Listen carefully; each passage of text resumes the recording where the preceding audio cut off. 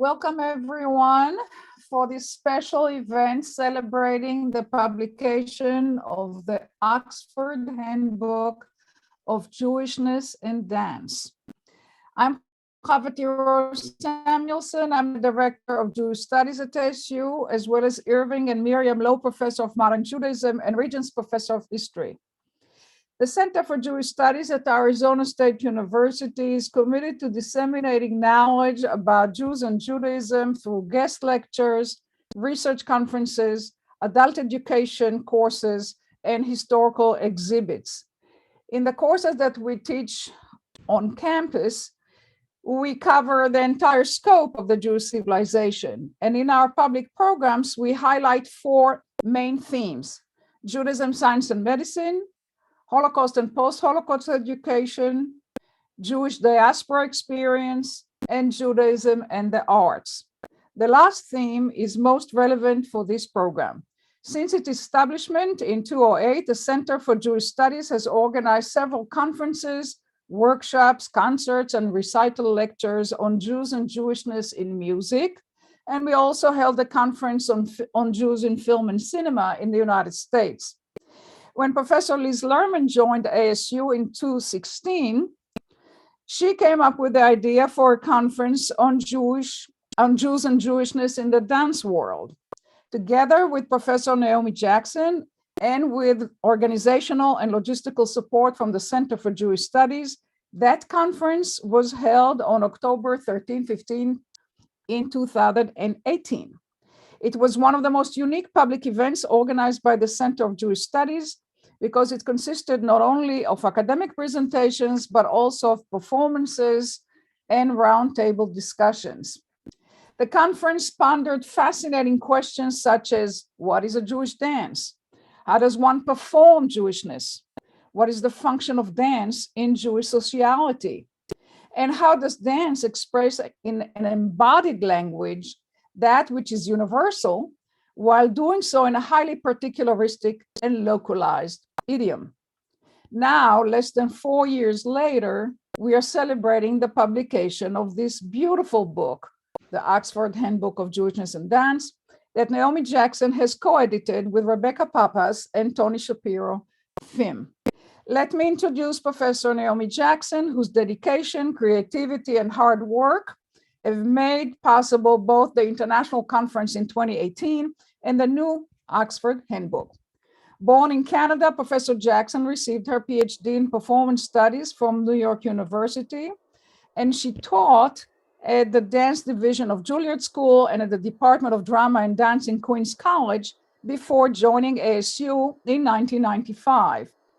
In addition to essays and book chapters, she's the author of Converging Movement, Modern Dance and Jewish Culture at the 92nd Y, came out in 2002. She's the editor of The Right to Dance, Dancing for Rights, which came out in 2004, and the co-editor with Tony Shapiro FIM of Dance, Human Rights, and Social Justice, Dignity in Motion. So these books manifest Professor Jackson's long interest in the relationship between Jewish culture and dance. Now, Naomi, let me invite you to frame this celebratory event, and the screen is yours. Thank you so much, Chava. I really appreciate that introduction. And without Chava, much of this would not have happened in the first place, because it is because of her vision and support that the conference was able to take place at ASU. So thank you, Chava, for continuing to support this work. Welcome, everyone. I'm thrilled to be here today to celebrate the publication of the Oxford Handbook of Jewishness and Dance. This book from Oxford University Press represents some of the best scholarship happening at the intersection of Jewish culture and dance. It is an organic development from this international conference that was held at ASU in 2018, and which I co-organized with my colleague Liz Lerman at ASU. Our goal then, as now, is to preserve and honor past accomplishments while creating new and exciting possibilities for the future. The conference, which featured over 100 presenters in 40 sessions over several days, brought together practitioners and scholars from across the globe in the dance field. It seeded many of the chapters included in this volume. I want to welcome all of you who are attending today's event who participated in the conference. We may not be able to see you, but we feel and honor your presence. And we all probably virtually recall the amazing celebratory feeling that we experienced at the conference. This is a wonderful image of the coming together of many of us at the end of the conference. This volume that we're celebrating today is dedicated to my good friend and mentor, Judith Bryn-Ingber. It assembles some of the most significant and provocative research at the intersection of Jewish identity and dance. Today, you will hear from several of the contributors who represent a cross-section of the over 30 amazing individuals whose work is represented in this volume. The book is 737 pages and weighs 3 pounds. I want to thank all of the authors who are present today, and I hope we can hear from you during the question and answer. This could not have been achieved without your input and your amazing contributions. These authors today represent, as I said, a cross-section of the contributors and highlight some of the main features of the book. First of all, an attention to stylistic diversity in terms of dance form. The book has articles that range from ballet to flamenco to rave dancing and folk dancing, modern dance and postmodern dance, among other dance forms. Secondly, awareness of the impact of Jews and ideas about Jewishness across different sectors of the dance world. So it includes essays that deal with dance and digital technology, dance therapy, and dance in community settings, among other issues. Third, recognition of the blended identities of many contemporary Jews and the value of intersectionality as a critical lens for looking at the connections between dance and Jewish culture.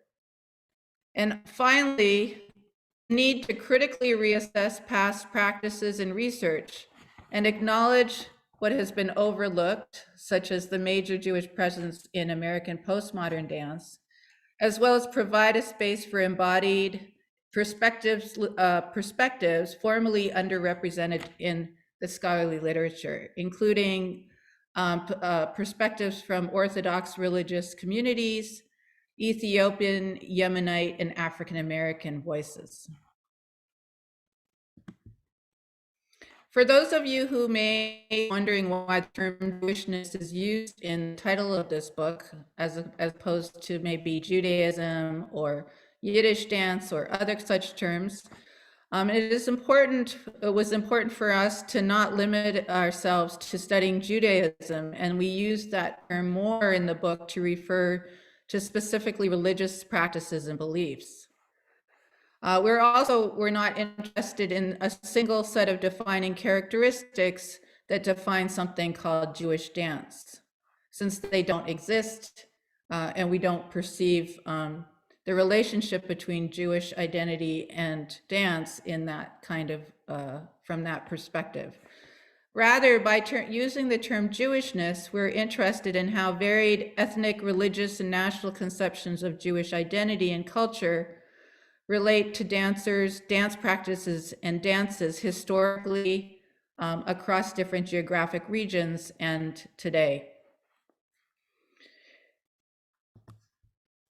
Indeed, the book, as with today's program, aims to foster recognition and a sense of community for all those who see themselves as Jewish in many different ways, whether that identity is singular, multiple, hybrid, religious, secular, spiritual, cultural, or somewhere in between. Today's event also intends to speak to those who, like many Jewish dance artists and scholars, may move through the world unmarked or unrecognized in their cultural or religious identities, and may still be experiencing the burden and privilege of this invisibility. Lastly, we want to call attention to the complexity of individual identity in relation to communities or organized communities, especially among groups that share experiences of diaspora, persecution, and genocide. One of the strongest through lines in the book, as hopefully today, relates to how Jews engage movement and dance to address either firsthand or inherited trauma, to experience emancipation from stereotypical conceptions of the self, and to create connection and empathy with others on a deeply human level. And with that, I'd like to now introduce our first speaker, Liz Lerman. Liz Lerman is a choreographer, writer, and educator, and the recipient of numerous honors, including a 2002 MacArthur Genius Grant and Jacobs Pillow Award. She's been a longtime member of Temple Micah in Washington, D.C., where she has collaborated with the congregation and its rabbis over the past several decades. She was part of Synagogue 2000, where she introduced dance for congregational life to many in the United States. Over several years, she ran a program called Moving Jewish Communities that brought Jewish dance artists together for shared learning. Lerman is the author of 3 books and continues to make dance theater works for the stage and for communities. Welcome, my dear colleague, Liz Lerman. Thank you. Thank you, Naomi. And Hava, thank you so much for all that you've done. You know, it's one thing to have an idea for a conference. It's another thing to make it happen. And you just all have to know that Naomi makes things happy. I am so grateful that you are indeed my colleague. I come to you from Tempe, Arizona, which is on the land of the Gila River Indian community, also the Pipash and the Tohono O'odham. I'm grateful to these people who kept this land so that I can walk on it. But when I bring to mind these amazing human beings, I like to bring to my imagination, especially the basket weavers, the singers, the poets, the storytellers, and yes, the dancers, the people creating ritual, breaking ritual, creating it again, in order to sustain their communities across all kinds of historical trauma and, of course, great celebration. I say that because I think that that is probably true of most of us here today, too. Trying through whatever means we have to hold our families, our communities, our institutions together in these very difficult times. And what role that our bodies and our faiths in the way we believe in the world plays is part of what this book is all about. I thought maybe I would just tell you 3 quick little stories. Although they're personal, I hope they spread a wide blanket over the possibilities of what we're going to be hearing for the rest of today. When I was in my younger choreographic days, I really thought about choreography as a way to make stuff about things I just could not comprehend. So I made a lot of dances about being Jewish. It was just trying to come to terms with this. There was one called Miss Galaxy and Her 3 Raps with God. It was set as a congeniality contest. The winner could get a weekend with God. In that piece, the last line, God has sent me a voicemail. It's just when voicemail had just come out. And he says, or they say, or she says, you'll hear from me, or your children or your children's children will get a message. I was angry. But I went on and continued to think about a lot of different things. The one I wanted to mention, though, was one called The Good Jew. This is a piece in which I put myself on trial as to whether I was Jewish enough. We were commissioned by the Washington Performing Arts Society, and it was wild. They put us in synagogues around the city showing a work in progress. So we came to a particular synagogue, we showed some of the piece, and afterwards we had a discussion. There were over 150 people there. Somebody raised their hand and said, like, couldn't you just put somebody on a chair and have them dance around and you could hold this person up? And then somebody else, without waiting to be called on, started yelling, no, no more Eastern European imagery. Could you please give us some new images? Would you please bring us into the 21st century? This turned out to be the rabbi, Danny Zemmel, with whom I have been a colleague and friend ever since.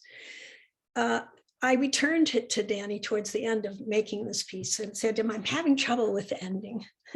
I said, I have this idea. Everybody's sort of moving in a diagonal, but they're all kind of facing different directions, but they're all going in, they're going in the same direction, but their bodies are facing different ways. And he said to me, I don't know, Liz, maybe that's a good ending, maybe. But then he said, but it sounds like you think there's a normative in Judaism. There is no norm. He visited me just last week and said that again. I think this possibility of being in partnership with our thinkers and our bodies together, bringing these knowledge systems together is just so magnificent. It was so important for me as a Jewish artist to hear that. And you're going to hear that as I continue.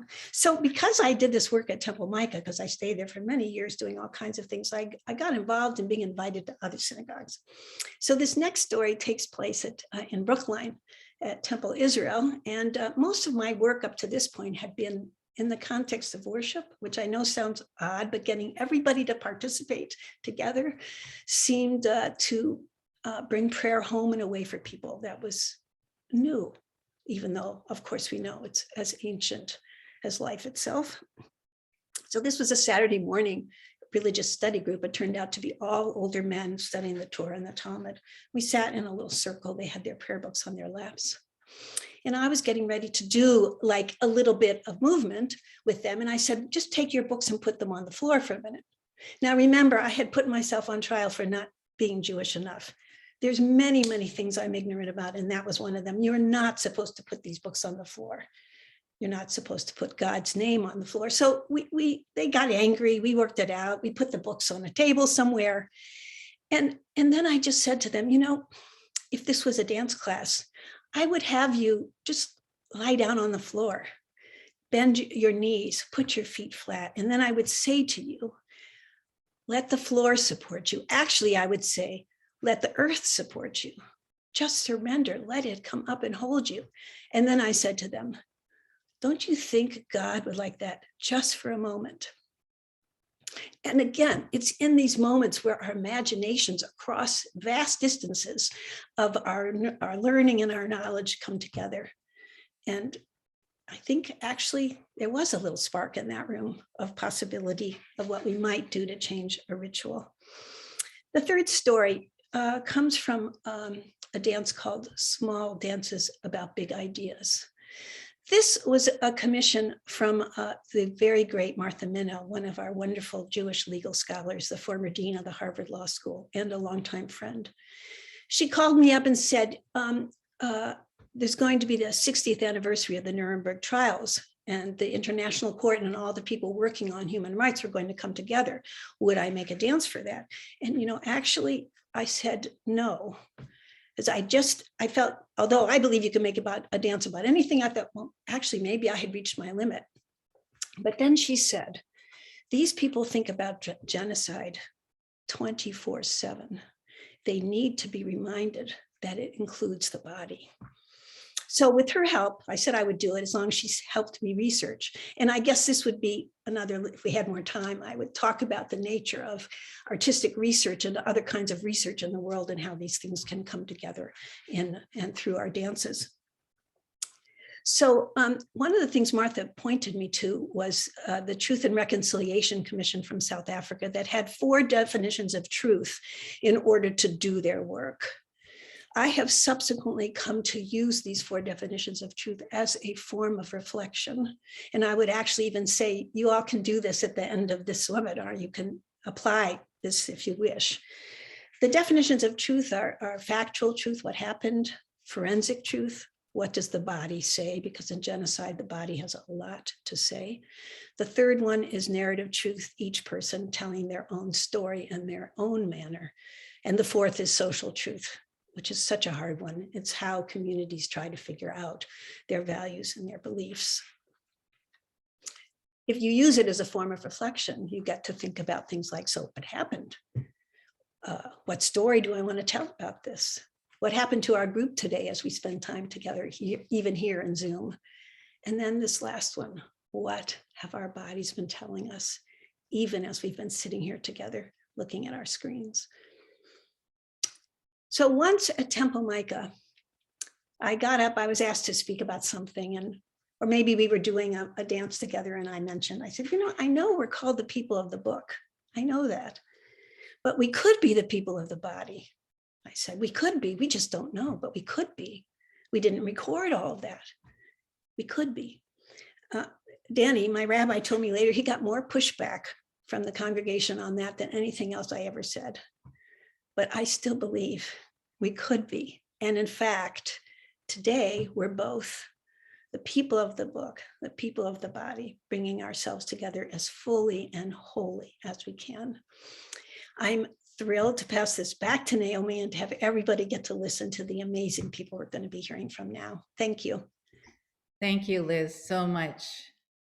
Thank you. As you said, people of the book, since there are many dancer choreographers who are going to be presenting today. And that is one of the beauties of the contributors, is that they're practitioners as well as writers and scholars. Speaking of which, I'd like to introduce Rebecca Pappas, who is one of the editors of the book, is a choreographer and dancer. I'm going to introduce her, and then she's going to speak a little bit about her role as an editor, and then introduce the first major speaker of today, Adam McKinney. So Rebecca Pappas makes dances that excavate the body as an archive for personal and social memory. Her work has toured nationally and internationally, and she has received residencies from Yaddo and Djerassi, and funding from the New England Foundation for the Arts, the Indiana Arts Commission, and the Mellon Foundation. She is an assistant professor of dance at Trinity College in Hartford, Connecticut. And welcome. Thank you so much, Naomi. Thank you for that beautiful introduction here this evening.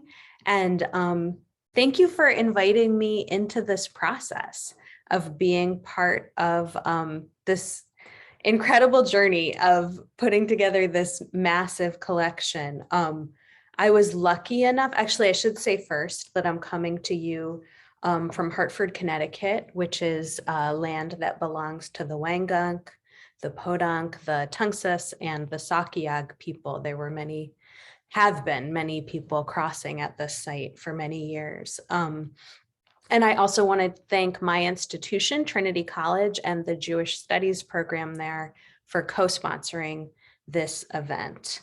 I was lucky enough in working on this book to be able to work closely with 12 artists whose voices are here in this collection. And so often, for those of you who are coming from maybe more traditional scholarship, the work of practitioners is not always present in the pages. There are people analyzing the dance and talking about the dance and viewing the dance, but the dance itself, the dancers and the makers are not always there on the page and in the historical record. As Liz said, we might be the people of the body, but no one recorded it, no one talked about it.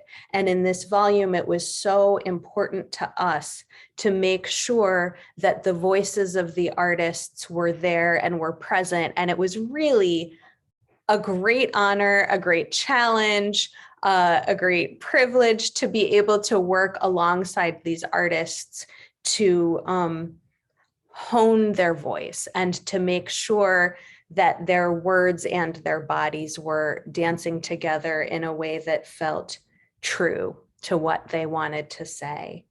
The first person that I have the pleasure of introducing tonight is Adam McKinney.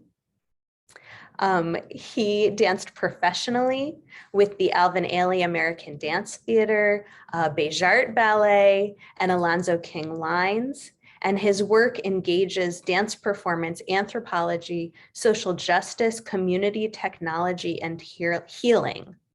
He is an assistant professor of dance at Texas Christian University and is the co-director of DNA Works in Fort Worth, Texas. I encourage you to look them up if you're not familiar with their work, because it's really, they're exciting projects that are attending very closely to the histories of body and sight in their community. Adam's work for the book, Hamapa, the Map, is an essay that maps his evening length performance, Hamapa, the Map. And you will see in the book that the essay itself moves all around the page. It really maps the body, and his own work took him to sites all around the world where his ancestors came from. And so there was this conversation between his travel, his choreography, and his work on the page. I feel so excited that he is here this evening. So I'm going to turn this over to Adam. Thank you, Rebecca. Shavua Tov, Lekulam. I'm really excited to be here and to share my work with you. I would be remiss if I did not offer a land acknowledgement. Many of us are located on unceded lands of multiple Native American nations. I live on Cherokee, Muskogee Creek, Seminole, Kickapoo, Shawnee, Caddo, and Wichita lands. Native people on this native land were forcibly removed from their homes by settler colonialism.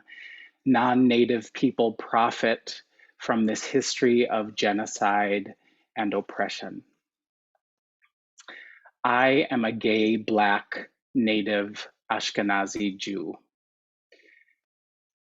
For the book, I contributed the chapter entitled Hamapa the Map, Navigating Intersections. And as Rebecca mentioned, in it, I reflect on my research process to create Hamapa the Map, a multimedia genealogical dance journey in which I tell the stories of my African, Jewish, and Native American ancestors through contemporary dance theater performance.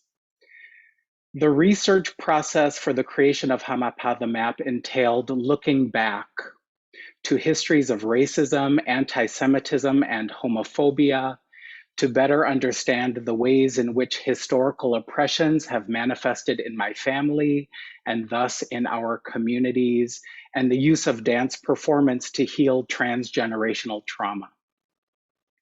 As a young person, and yes, that's me in the Superman Underoos t-shirt, I inherently knew that I needed to use genealogical research in particular to reclaim and heal ancestral memories. In 1982, around when this photograph was taken, I appointed myself the family genealogist. In the beginning, this research process involved posing questions to my relatives. Who are you? And how are you related to me? I requested time with people, photographs and stories, songs and hugs, VHS tapes and memories, anything that connected me to them and to the past. Elders, including Aunt Jackie, often deflected answers to my last question, why do I never see you? As part of the spiritual, artistic practice of returning to repair personal and communal cultural histories, it seemed most useful later as an adult to use dance and choreography to fulfill my longing responsibility to map my family's experiences of being targeted for genocide. This practice, in turn, has allowed me to heal from historical and inherited traumas that we have experienced. I realized that my immediate family's trauma ensured that we operated insularly and that we remained disconnected from our external families. I attribute this to internal and external forces. Those external forces include the systematized separation of families during and after the transatlantic slave trade, the incessant fear instilled from the havoc wrought by pogroms and mass annihilations in Eastern Europe, and the ways in which our Jewishness, Blackness, and middle classness have constantly been questioned. With the dramaturgical and directorial support of Daniel Banks, my husband and co-artistic director of DNA Works, the arts and service organization we co-founded in 2006, I took 1 full year to choreograph Hamapa the Map. The result is a 30-minute performance work that weaves dance with archival footage, personal interviews, and American and Yiddish music.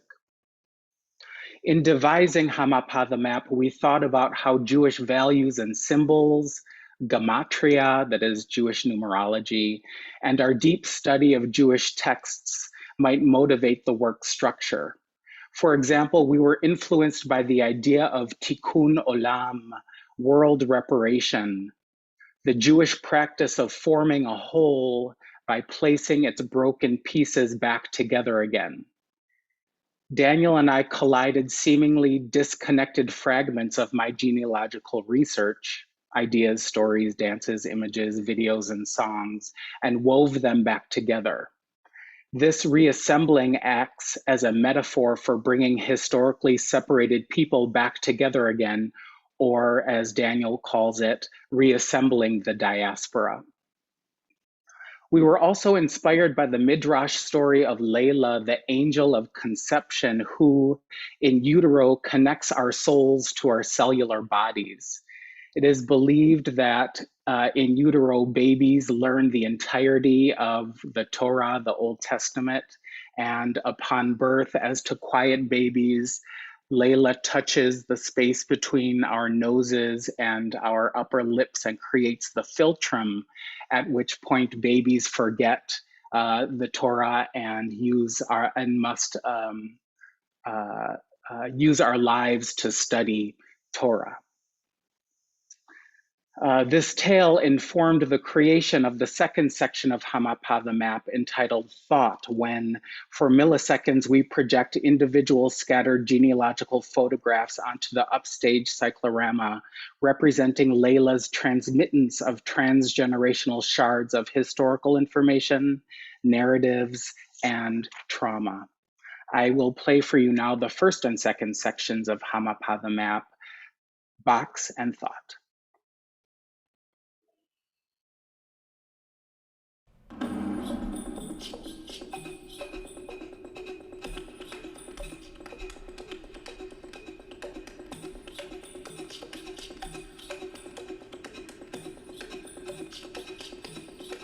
I was given my name, first man of day, and molded into the spirit of two, of both man and woman. I am Eagle Dancer, screeching from the sky, whole and full and all and not half anything, but two, spirit. I am medicine person, orator, and keeper of sacred songs, historian, storyteller, leader, and peacekeeper. I name myself now in this place, Red Earth. And we are of the same blood, our chromosomes commingling, spiraling, moving, spinning.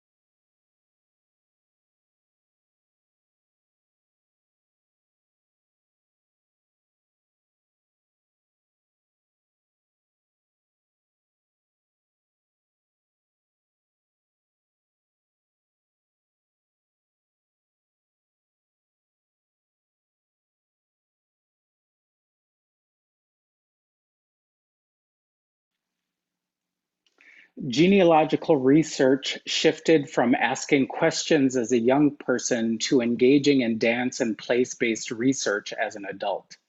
I traveled to the former Jewish village of Siedlinka in Kolbuszowa County, Poland, to locate and dance in front of the shambles of the home once owned by my maternal great-great-grandparents, a memorial act of teshuvah, of recovering pre-Holocaust Eastern European Jewish spaces.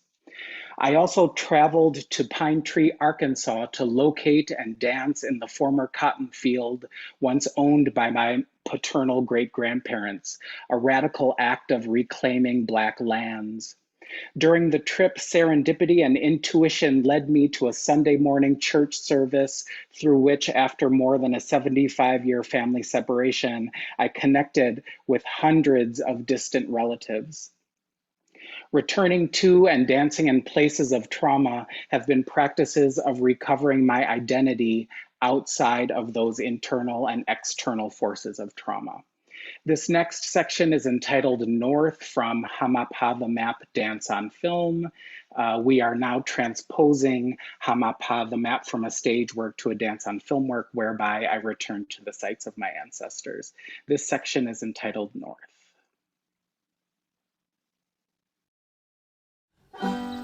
This the one I learned from my father, going up north. Yeah. Going up north, where my roots gone. Dancing my long shirt tails were gone. Dancing my long shirt tails. Oh, can't get a better from home, oh, can't get a better from home.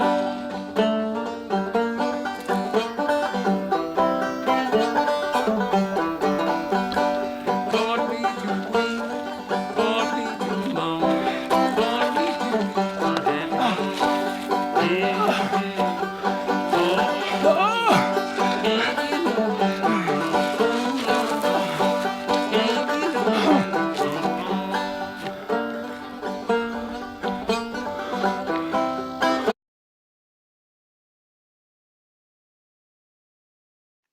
Hamapa the Map is both an homage to those who have come before me and a way of breaking down the intersectional barriers of racism, anti-Semitism, and anti-gay oppression in my body, in my family, and in my communities. Directly after I perform Hamapa the Map and as part of the overall performance, Daniel and I lead community story circles during which we turn the lights down on me, up on audiences, and invite them to share their own family stories and connections to the themes of the work. This story sharing is the endless circle in which I locate my twirling, a call and response, a Ghanaian ago and ame, an act of tikkun olam, a circle of remembrance and repair, a mending of the rended spaces, to bring people closer to one another in conversation about how oppressive systems have separated us.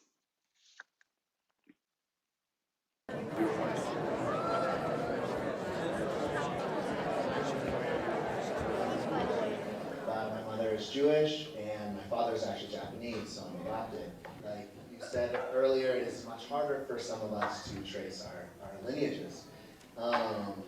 And something that came to me as I've been continually processing my experience and my life, is that you included this so beautifully in the performance, is that stories and storytelling is what binds me to my family and gives me my Jewish heritage and my Japanese heritage, and I really appreciate all of your stories. So thank you. When I was a young child, I grew up in an area of North Brazil, and when I moved to America at 16, I became involved with a lot of Jewish people, and I converted to Judaism to marry a Jewish man.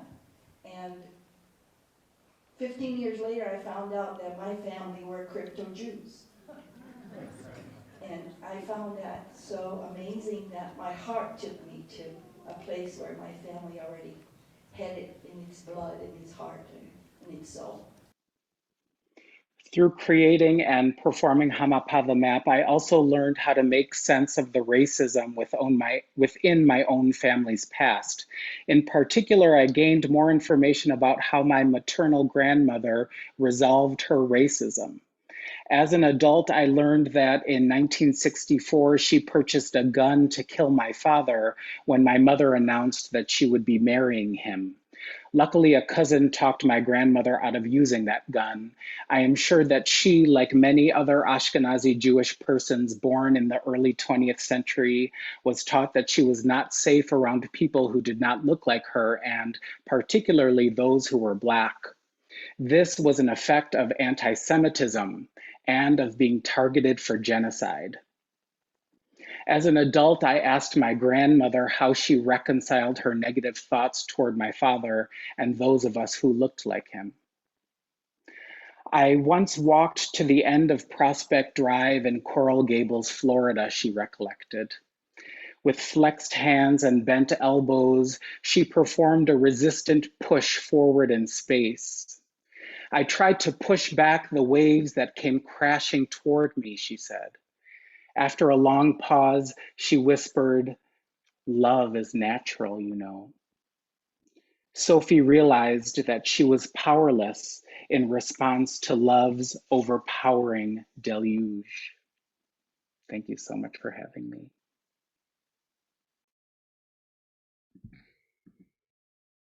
Thank you so much, Adam. Just have to let that sink in. I always love listening to you speak. It's just so moving. So thank you. Very honored. My pleasure. So we're going to move on now to Jill Gellerman. I wanted to also invite you, everybody who's participating, to ask questions in the Q&A. Please use the Q&A for questions, and we will get to them at the end of the presentation and get through as many as possible. So our next speaker is Jill Gellerman. She is a dance ethnographer whose research is situated at the intersection of Jewish studies, performance studies, and dance. She has danced, written about dance, and taught dance widely from Western Illinois University to Yiddish Summer Weimar, and was on the faculty for many years at Kleskamp. Welcome, Jill.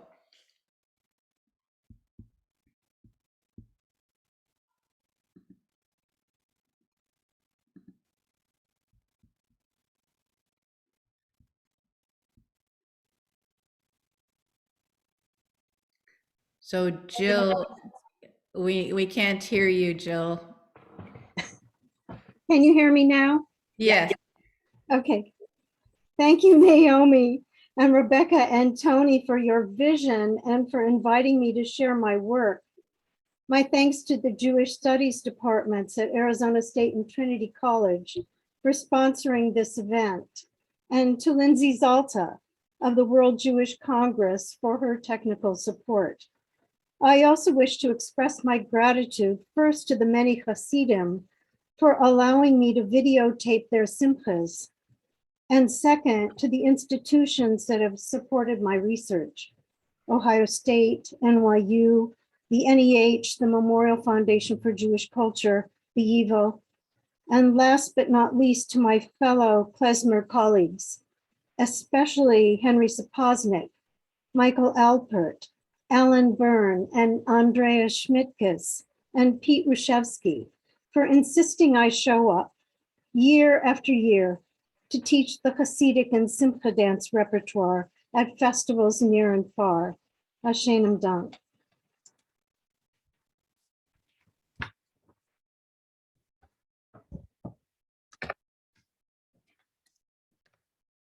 In 2003, the Jewish Week published Jordan Gorfinkel's tongue-in-cheek cartoon, Your Official Guide to Jewish Weddings, Separate Gender Simcha Dancing.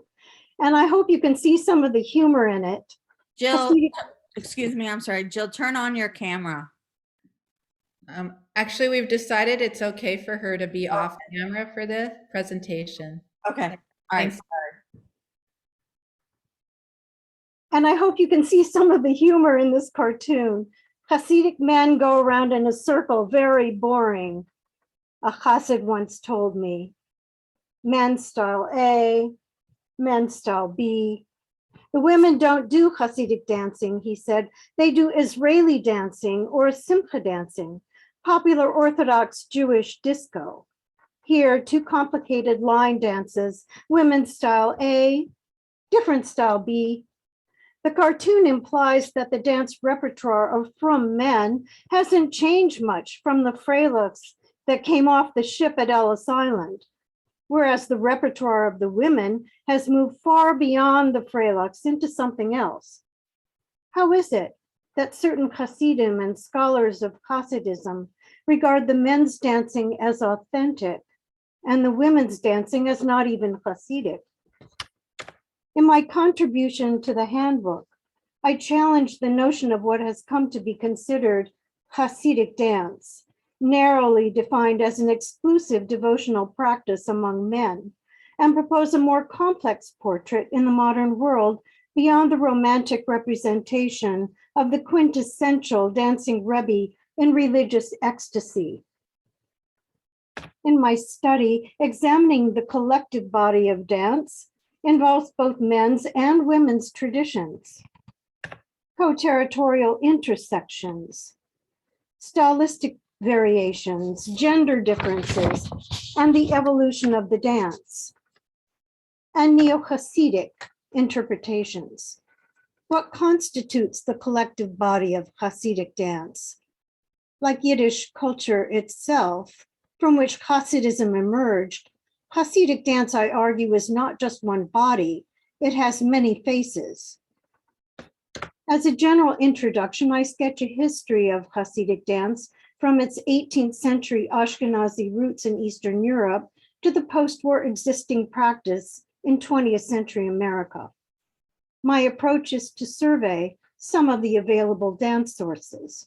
Topics I'll touch on in this talk include the transmission of dance in Hasidic oral tradition, Jewish nationalism and neo-Hasidic dance, the dance repertoire of Hasidic women in Yiddish memoirs and ethnography, and the undoing of neat divisions between the secular and the sacred in Simcha dancing.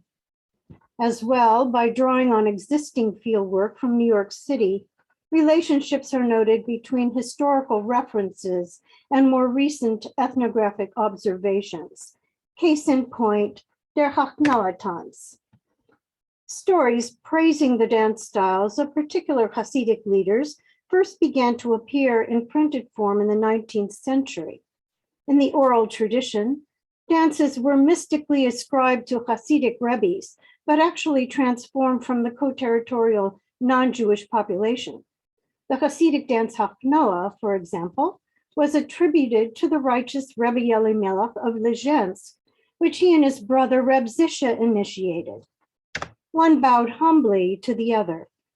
In Galicia, men danced this dance and sang a special Skarbova nigun called Rebbe Elimelech's nigun. The concept of sanctifying the secular, to release the spiritual potential in a song or dance, became a central part of Hasidic doctrine. As the Polish Jewish folklorist Isaac Rivkind recalled, Hasidim used to make these dances more Jewish by giving them Jewish names and Jewish meanings.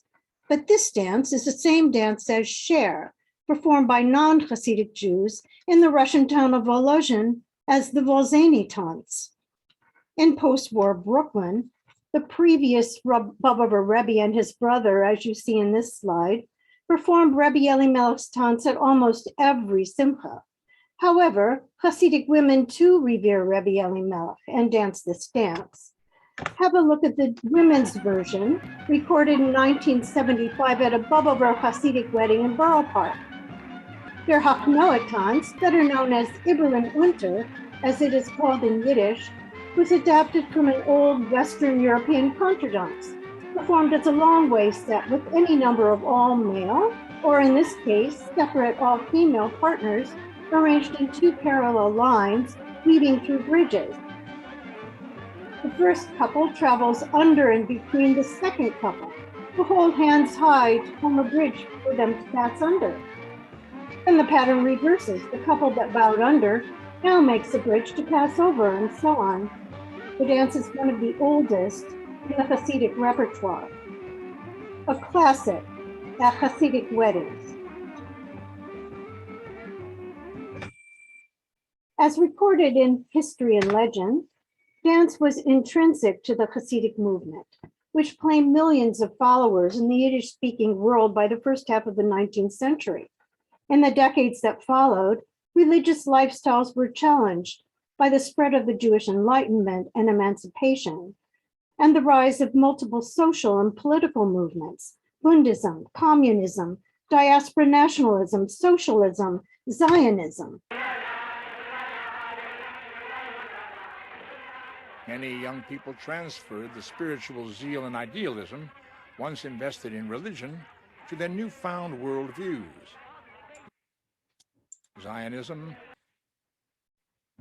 Defiant against secular influences, rabbinic and Hasidic leaders came together to sponsor their own political parties and girls' schools at a time when Orthodox girls were attending non-Jewish academies and abandoning tradition. In 1917, interwar Poland, with the blessing of the Belzer Rebbe, Sarah Schneer founded the first Beis Yaakov school for 25 Hasidic girls in Krakow. Its goal was not just religious observance, but religious fervor, using songs, dances, and plays as vehicles to instill enthusiasm. The school expanded quickly to include high schools, teacher seminaries, summer programs, and the Benos youth movement. As the scholar Naomi Seidman notes, Schneer, who was raised in a Belzer Hasidic family, recreated some of the atmosphere of the Hasidic court in the ecstatic singing and dancing that were a part of Beis Yaakov.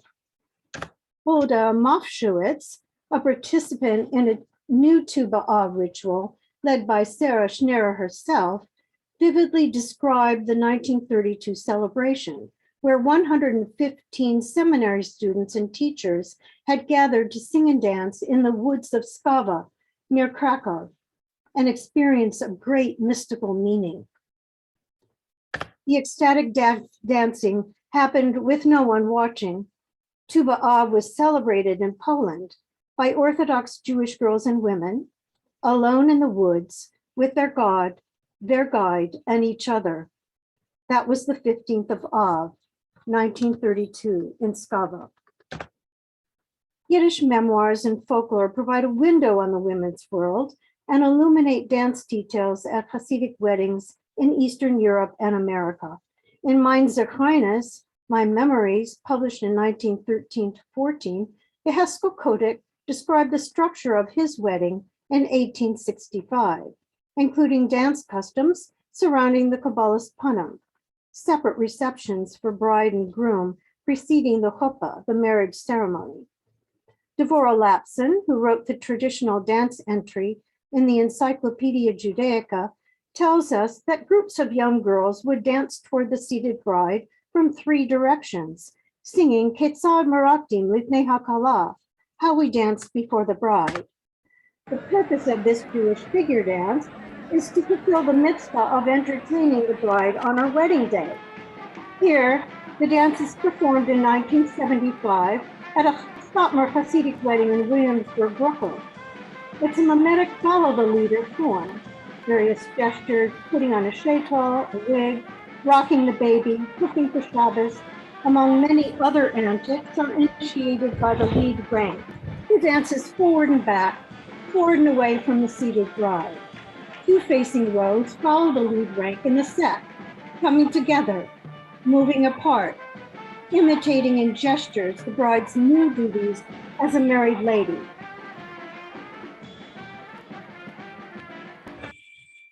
According to Yeheskel Kodik, it was the custom that on the wedding day, women and girls would gather at the bride's quarters at noon and stage a preliminary dance that lasted for several hours. He didn't specify the dances done by Hasidic women and girls in 1865, but the Jewish ethnomusicologist from Kyiv, Moshe Baragovsky, noted that ladies performed the popular dances of the day in the second half of the 19th century at these preliminaries: the polka, the waltz, the mazurka, quadrille, and lancing, and that men did not participate in couple dances. In 1975, at this Chabad Hasidic reception in Brooklyn's Crown Heights community, the band is playing a set of neo-Hasidic songs based on liturgical texts. Friends of the bride are greeting her as she is seated and beginning to adopt popular Israeli folk and American social dances, Mayim Mayim, the Charleston, the bunny hop, the hustle, using these steps with freilachs and horrors and creating new sequences to go with the new Hasidic song. A circle dance, for example, was called Old Schmelke's Niggin, a hybrid pattern of the Hora, stamp hops, and Mayim steps, danced to a tune composed by Rabbi Shmuel Brazil in 1969. In these Beis Yaakov-style progressions, the seeds of simcha dancing were planted. Simcha dances undo the neat divisions between secular and sacred, fuse elements of pop culture with religious texts, and embody the story of Orthodox women's American Jewish experience. Hasidisco soon replaced the secular Israeli dance repertoire. By the time the term simcha dancing was coined in the mid-1980s, the dance form had evolved beyond the little Beis Yaakov progressions into full-blown line dance choreography to go with a flood of new Hasidic hits. The most popular simcha dance was Yidden, made famous by Hasidic music superstar Mordechai Ben David. Have a look. Hey, we're going to open with our good luck charm, another one of our good luck charms. He's been with us on every single telethon. He starts us with a tummel. He's never failed to instill us with a fervor of Yiddishkeit, a dynamic, wonderful performer and artist, the one and only Mordechai Ben David. Let the show begin. Perhaps the most popular Hasidic song and simcha dance is Yidden, made famous by Hasidic superstar Mordechai Ben David. For over 2 decades, the song and accompanying dance was performed at almost every Orthodox Jewish simcha. The originating melody for Yidden is Genghis Khan, a rock song composed by the German band called Genghis Khan. This Euro disco tune finished 4th place at the Eurovision competition in 1979. That year, the contest was held in Jerusalem. According to one source, the melody could be heard blaring from buses all over Israel. Mordechai Ben David adapted this German song by setting it to Yiddish words, joyously proclaiming the coming of the Messiah.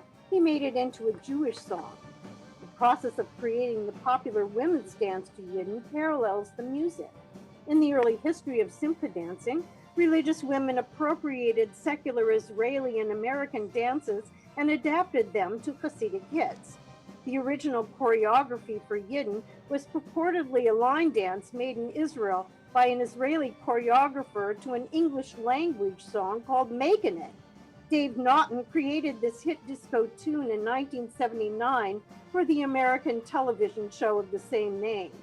According to an instructional video produced by simcha dance teacher Atara Searle in 1989, it was Anita Nader, a teacher from Staten Island, who adapted the steps.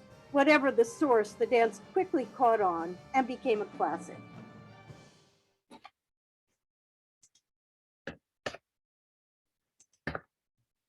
Returning to my question at the top of this talk, what constitutes the collective body of Hasidic dance, and how has it been represented? The historical narrative is that the public face of Hasidic culture is a monolithic male preserve, authentically Jewish, and frozen in the past of pre-war Europe. Yet the evidence presented that Hasidic women, neo-Hasidim, non-Hasidim, and even virtual Hasidim dance Hasidic dances suggests that the public face is not the whole picture.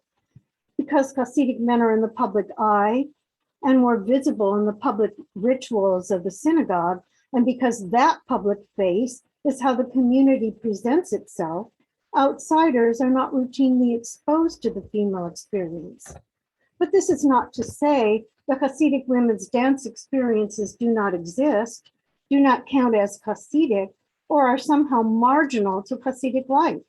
To privilege certain elements of the dance as Hasidic and dismiss other aspects as irrelevant is to deny the diversity and dynamic nature of the tradition. The fundamental task of historians to construct Hasidic women as agents of the narrative, to examine the many faces of the dance as subjects of the story, is in its infancy. This is an important first step in the rethinking of Hasidic dance history. A more inclusive portrait of the dancing body, viewed in a larger context, can enhance our understanding of the history of Hasidic dance. Thank you.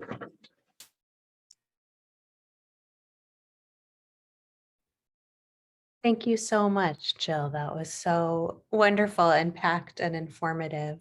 I believe it is my task right now to introduce Tony Shapiro Phim. And before I do, I'm going to mention that people have been putting amazing comments into the chat, but some of those comments have come just to us panelists and hosts. And so if you want your comments to be visible to everyone, you have to go ahead and select everyone in the chat. So it is my pleasure to introduce Tony Shapiro Phim, who is the third co-editor on this book. She is a cultural anthropologist and dance ethnologist and a professor of creativity, the arts, and social transformation. She is co-director of the Global Program in Peacebuilding and the Arts at Brandeis University. And I just want to say that working with her on this project has been a real pleasure.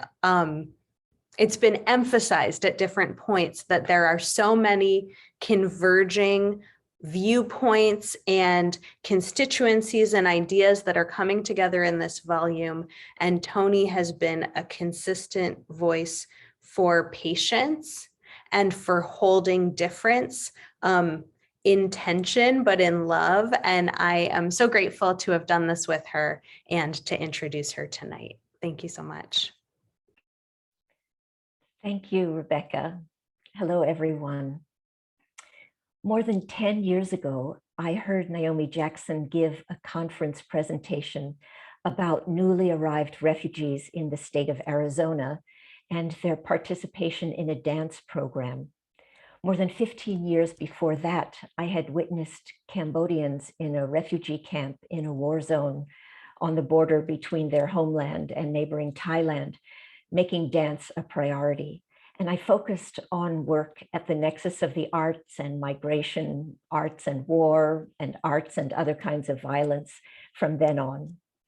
As Naomi spoke at that conference, I felt a camaraderie. And together, soon after that, we edited a book called Dance, Human Rights, and Social Justice, Dignity in Motion.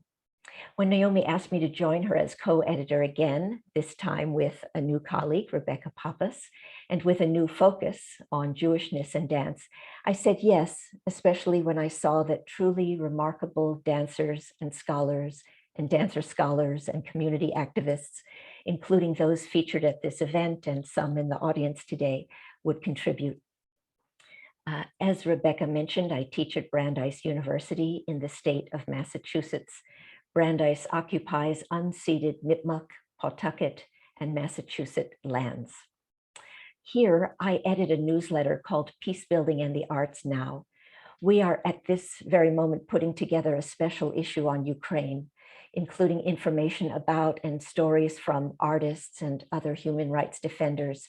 If you would like to receive this special issue of the newsletter, please send me a note. I'll put my email address in the chat shortly. So now it is my absolute honor to introduce Kay Meira Goldberg. I've cherished working with her on this book. Meira is a flamenco performer, choreographer, teacher, and scholar.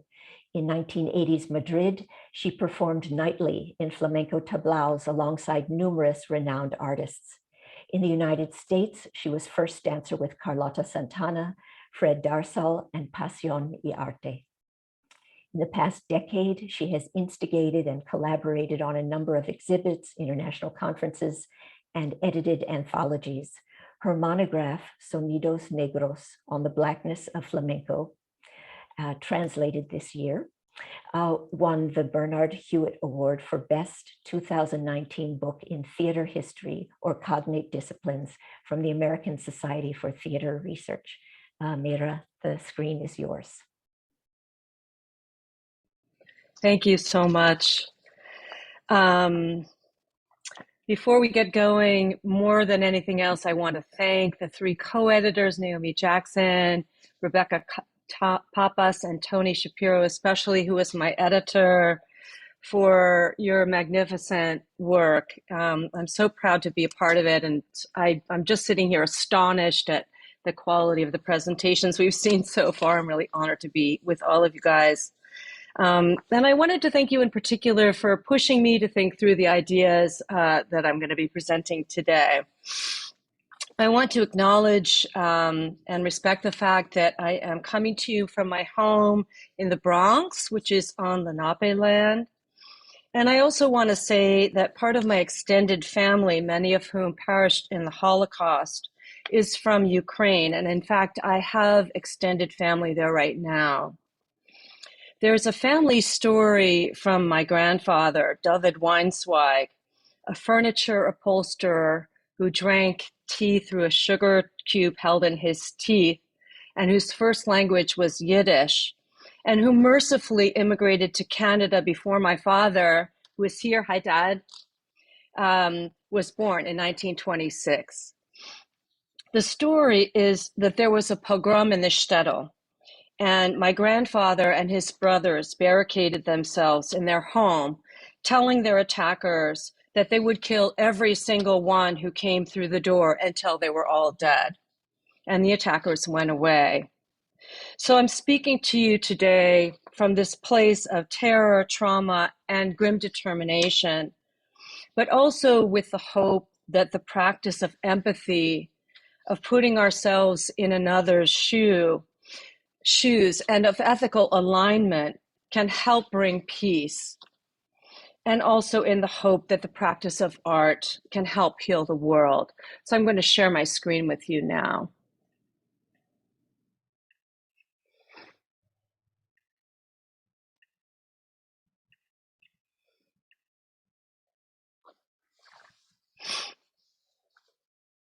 This is a photo of one of the greatest living flamenco dancers, Rosario Montoya, La Farruca. She's part of a legendary artistic dynasty that spans 6 generations and counting, reaching back in time to her great-grandfather, the illustrious flamenco guitarist Ramon Montoya, who was born in 1880, and forward to her grandchildren who were born in the 2010s. Farruca is a gitana, a Spanish Roma, or so-called gypsy. She and her descendants are celebrities, very much part of the upper middle class, but her family's origins are, like many Roma throughout the world, peripatetic and mobile, working as livestock traders, weaving baskets from rushes growing at the riverbank, and as street entertainers. This way of life is traditionally a choice for many Roma people whose origins are in what is now Northwest India. Let us not for one moment soft pedal the vicious oppression, genocide, enslavement, and marginalization suffered by the Roma across the diaspora in Europe and the Americas. The Spanish Constitution does not recognize the Roma as an ethnic minority, and neither the Spanish dialect, Caló, nor Roma history and culture are taught in Spanish schools.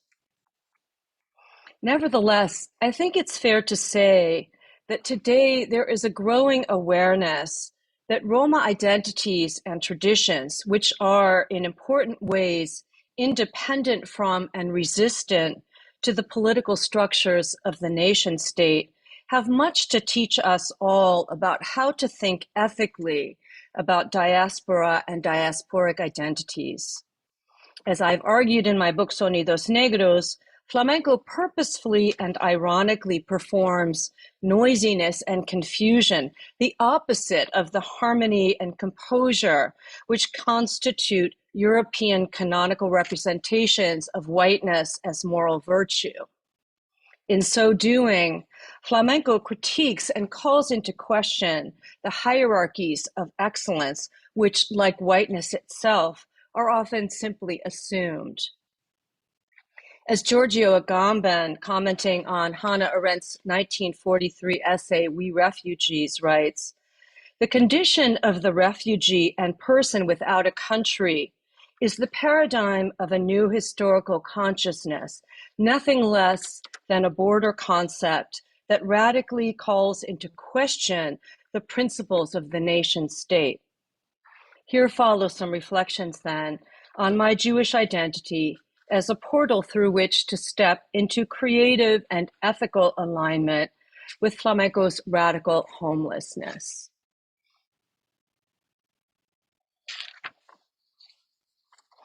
Many people don't realize that transatlantic slavery, the world-shattering Holocaust, which dwarfs the genocide visited on Jews and Roma in World War II, can trace its conceptual origins and ideological pretext beyond what we now think of as race, beyond anti-Blackness, to the Iberian ideology of raza, or racialized religious difference. From its inception, Christian European colonial expansion was based on the ideology that conversion can indeed transform a person and save their eternal soul. But the stability of colonial governance was based on the ideology that the category of whiteness was a matter of the blood, unassailable and unattainable for those not born to it. This tension between Christian universalism and racialized hierarchy continues to stymie us even now. Just think about the polemics surrounding Black Lives Matter. And these two contradictory notions were bound together by casting the idea of religious difference onto the surface of the skin, as we see here, with European whiteness on top and darker skin tone corresponding to lower social status. The representation of racial difference, as we see here, thus responds to the need to make religious difference, which was invisible, visible and embodied. And as we see in this image, everyone knows their place. Whiteness and Christian virtue are represented as being atop a harmonious, beautiful, and inevitable hierarchy. In contrast, long before the Catholic kings Ferdinand and Isabel established the Inquisition in 1478, Jews were feared and hated as, James Carroll says, the original dissenters. The Roma did not inspire quite the same horror that Jews and Muslims did in Spain. Instead, like Native Americans and Africans, Roma were seen as a subject nation, slave labor meant to be exploited within the empire. For the Spanish crown and the Inquisition, the problem with the Roma was that they resisted, refusing to abandon their peripatetic ways. Roma were thus widely denied the status of raza, and this is directly linked to their present-day invisibilization as an ethnic group, and were instead seen as a criminal and polyglot class of thieves and bandits, outlaws and beggars.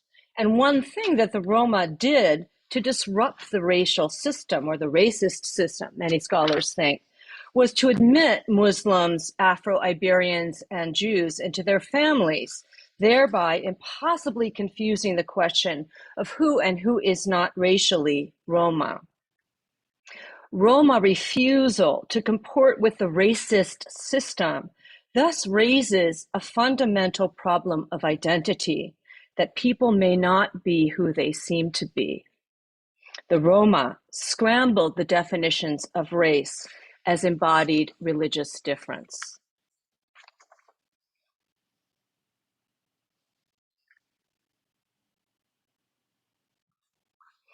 My encounter with flamenco comes into this story by my crossing over into another language, another cultural world, and another artistic practice. I arrived in Madrid on a Monday in 1980, and much to my astonishment, by Friday, I had landed a job dancing 7 nights a week at a tablao, a flamenco club. This is a picture of me recently arrived with 2 of the amazing artists with whom I had the immense privilege of working, La Uchi and La Pescadilla, in a tablao called Los Cabales.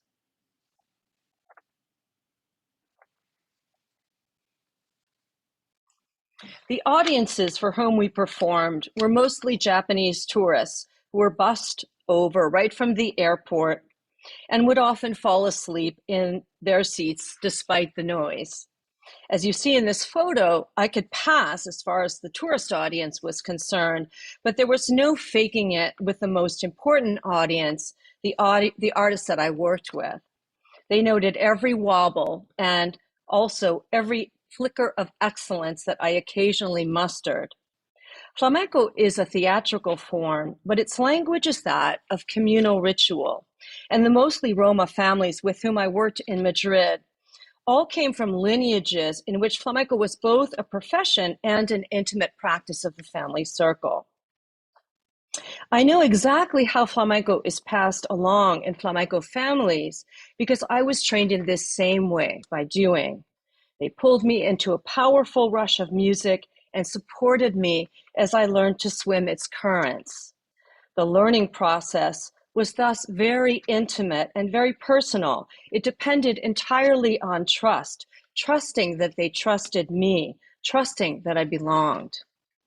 Flamenco opened for me a practice of entering into deep resonance with people whom I cherished, a practice of belonging despite the fact that I did not belong, and despite the fact that I was performing that who I am not.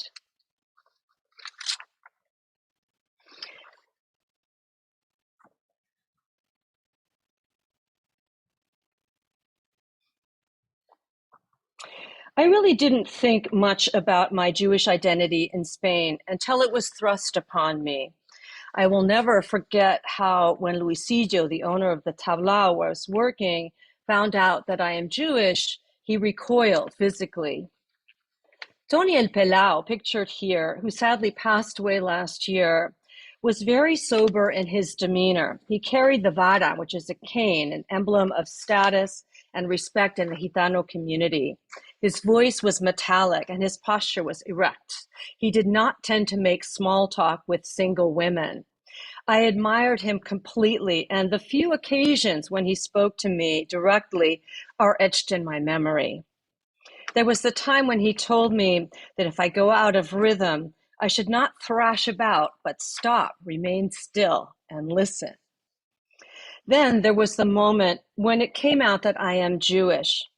In stark contrast to Luisillo's reaction, Tony said, "Los judíos son como los gitanos, son un pueblo errante y perseguido. Jews are like gitanos. They are a wandering and persecuted people."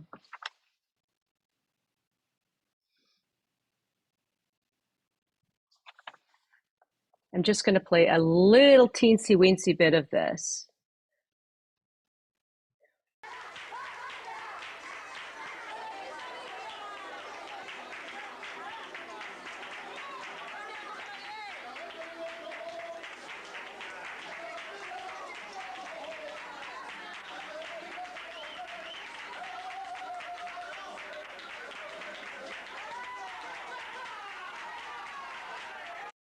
And that's Uchi dancing. And you can see the man wandering around with the vara, with the cane. He's, the symbol of authority. And you can see that the person is singing for her, who is singing for her, has torn his shirt. This is a gesture of a joyous abandon to the wedding celebration. It's a traditional gesture. The noisy commotion, the exquisite rhythmic system, the singing, the abandon, This form that we see performed here is the same as it would be for a tourist audience.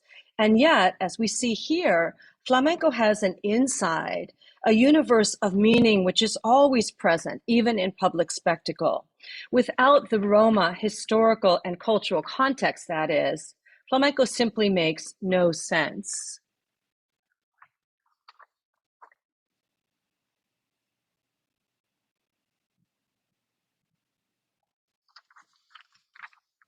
From the moment of their arrival in Spain, the Gitanos have positioned themselves in the hiatus between Islamic and Christian, Black and white worlds. This is flamenco's Blackness, its willingness to perform the noisy and lascivious confusion and dishevelment that define whiteness by its contrast, yet with a patent irony that calls into question the very standards it seems to perform. The Roma deny abjection, claiming to have, as Carmen Amaya famously sang, the blood of kings in the palm of their hand. Despite the vicissitudes of genocide, exile, enslavement, and crushing poverty, the Roma, like the Jews, stubbornly see themselves as chosen.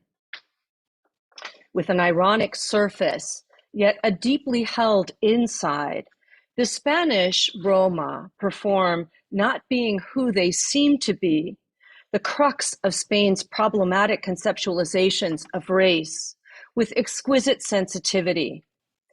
Flamenco seemingly performs racialized confusion and commotion, yet it contains its antithesis, an inner world of meaning and connection, which destabilizes racial hierarchies. Stripped of their inheritance, the Spanish Roma raise Cain, asserting a modern and self-consciously ironic subjectivity with arrogant brilliance. To put it in terms of the biblical story of a brother murdering his brother over a stolen birthright, who then is Cain and who is Abel, who is chosen and who is outcast?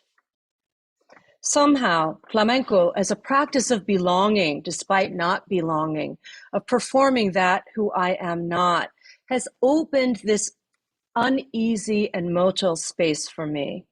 Stepping as a Jewish person into creative and ethical alignment with flamenco as a radical expression of diaspora has made me more able to pierce the veil that separates me from these Roma mothers and fathers, to let their raging sorrows echo too in my body's memory.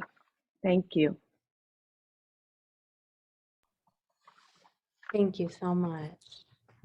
That was so wonderful. I feel, as we move from talk to talk, I want to take time to let each one resonate.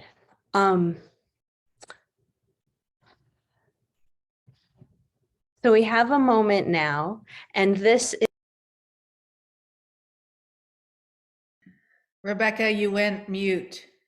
Oh, thank you so much.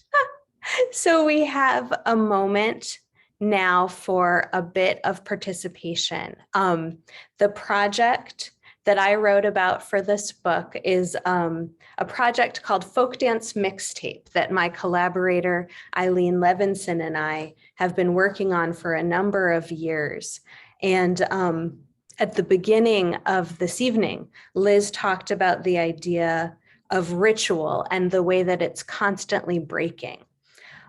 Folk dance is something that we sometimes think of as fixed and unchanging in the past. But in fact, as Jill Gellerman's presentation helped turn our attention to it, something that is constantly evolving and always changing. So within this project, Folk Dance Mixtape, Eileen and I have been looking for ways to build collective ritual, to build shared experiences of embodiment in digital space, and to find folk dances, especially Jewish folk dances, that can be unifying while stepping away from experiences of nationalism. This fall, We commissioned a number of choreographers to make small participatory dances for the folk dance mixtape website. And today I wanted to share with you something that the choreographer Alex Schilling made.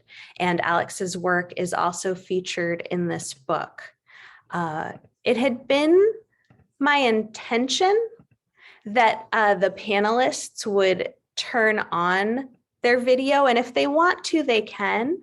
But I think this is also an opportunity for all of us to sort of take a break from the screen, to listen, to participate in whatever way feels good to you, even if that is simply sitting with your eyes closed and taking a breath. And I find myself wondering, as we're building up all of these experiences together, all of this knowledge together, if we can build up a sense of connectivity without actually seeing one another.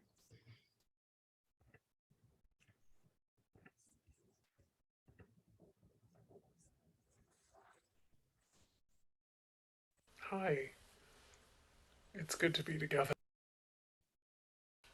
You might be standing up right now or sitting down. Maybe you're lying down. I believe I'm having a sound problem, so I am going to restart again. Thank you for your patience.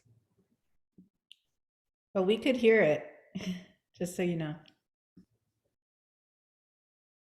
Hi, it's good to be together. You might be standing up right now or sitting down. Maybe you're lying down. Wherever you are, want to take a deep breath? And when you do, remember a folk dance from somewhere in your memory bank. I know that can mean so many things. See what comes up. Maybe it's a dance you watched. Maybe it's a dance you danced at a celebration with your family. Maybe on a trip. Maybe the memory is in a different language. What are people wearing? What are the sounds?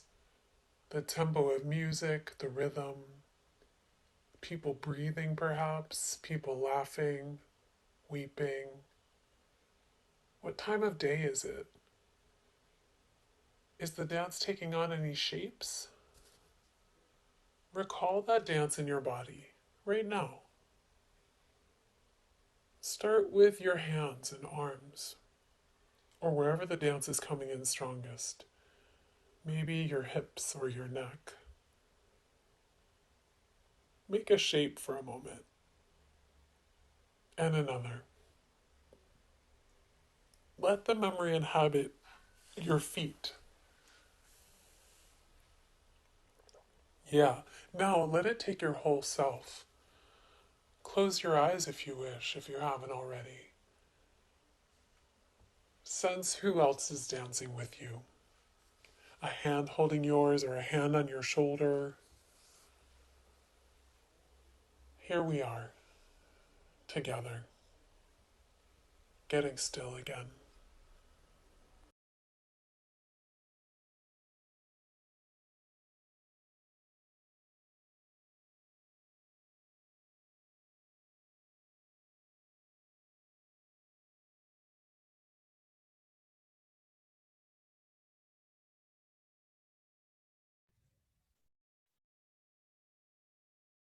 Well, thank you for sharing that little moment of stillness and reflection with me after all of that talking.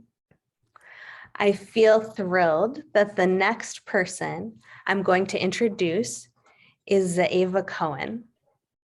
She is an Israeli-American dancer, choreographer, and professor emerita at Princeton University, where she founded and was head of the dance department for 40 years. She is known for her groundbreaking solo repertory performances of the 1970s and her ongoing work as a choreographer with national and international dance companies. And working with her was one of the great pleasures of this project. We've been talking so much about ancestry and connection, and for me, she feels like something of a dance mother or a dance grandmother, and helping her bring her work to fruition has really been incredibly rewarding. And so I'm so glad to share the screen with her this evening. Thank you, Rebecca. Am I being seen? Yes. So I can start. Okay, Rebecca, first of all, thank you. You've been my first real editor, and it was a pleasure when you kept pushing me and asking further questions, because it helped me unpeel even more. So thank you, and here we go. When I was invited to write an essay on the relationship between my dance career and my Jewish Yemenite heritage, I was puzzled. During my long life in dance, I was hardly ever asked to speak or relate to this topic.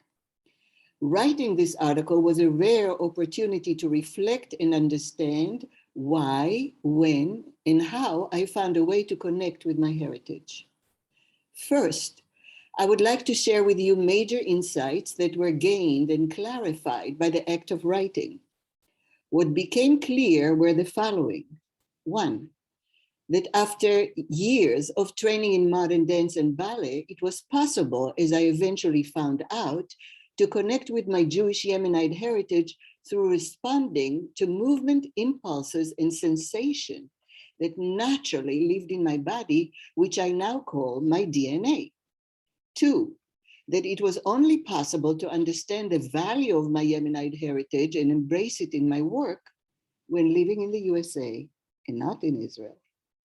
Three, that my mature sense of self is not an either or proposition, but rather the sum whole of all that I have inherited, learned, and deeply experienced.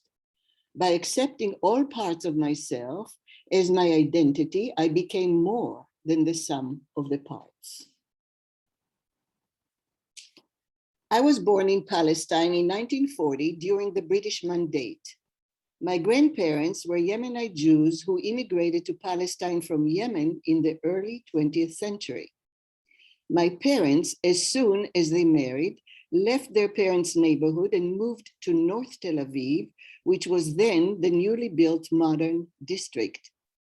We were the only Yemenite family living in that neighborhood.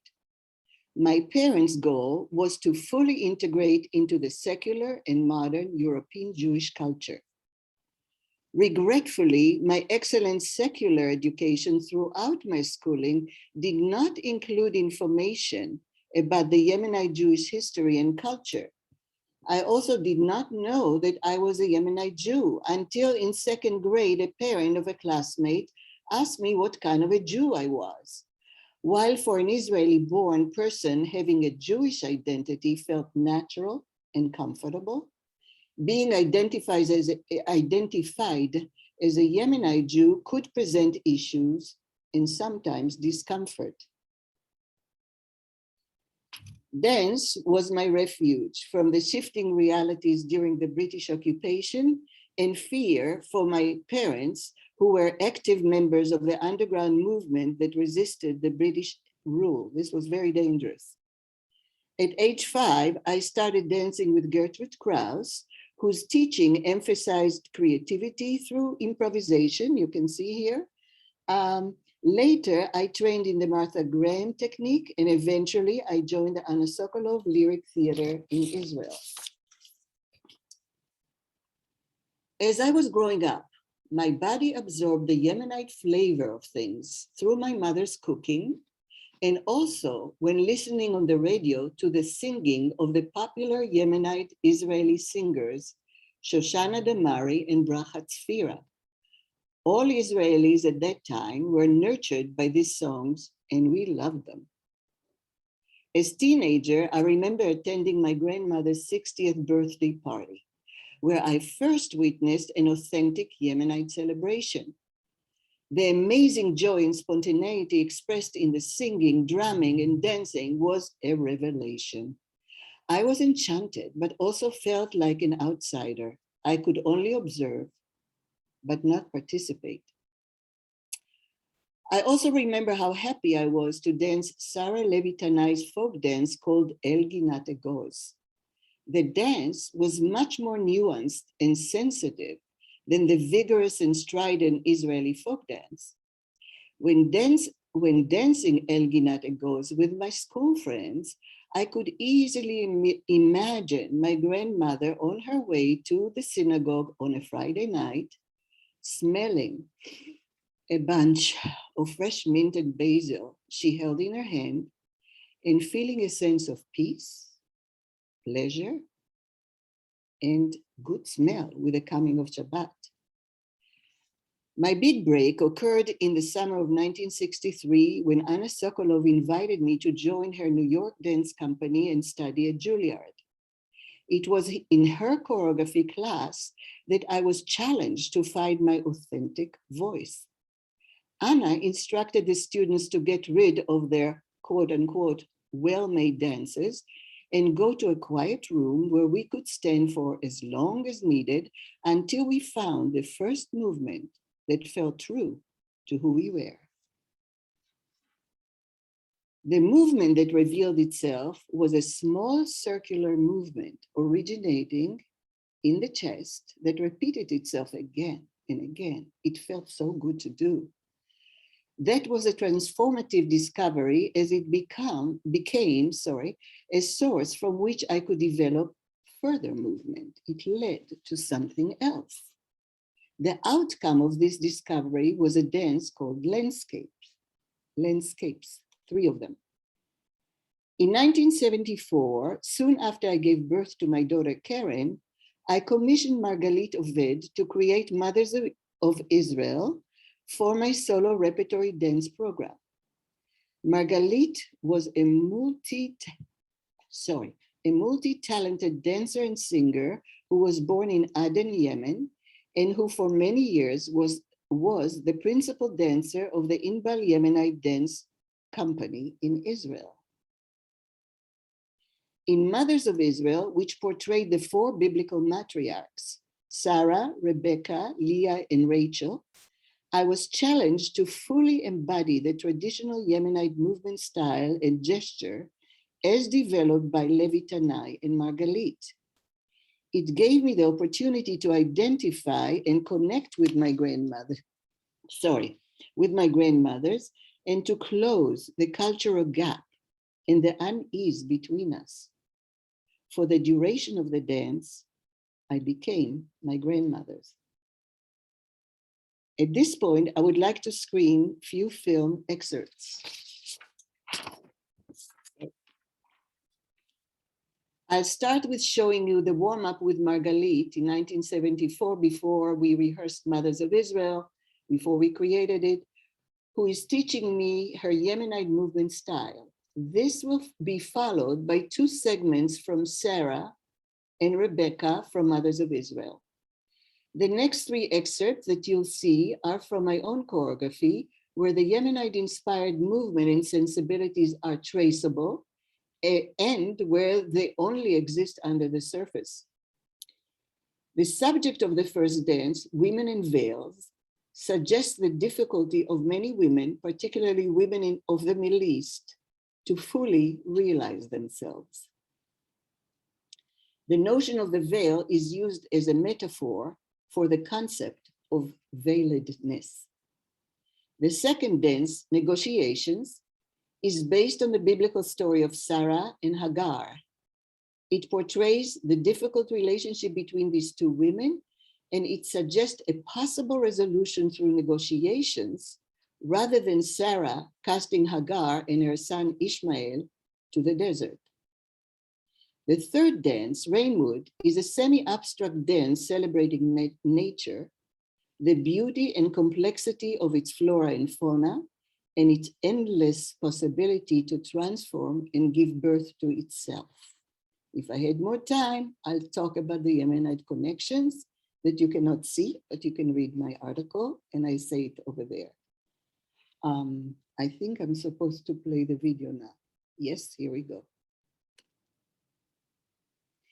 Now, this was filmed with me and Margalit. She's leading me and I'm imitating her. But it was on a Super 8 camera that had no sound. At a certain point, she sings, and I'm so sorry you cannot hear her. She's amazing, but I'm sure you can find her out. You can find material about it. You could see that wave starting in the pelvis, going right to the waistline, to the chest, and then to the neck. Now, this is one of the, here she sings. Oh,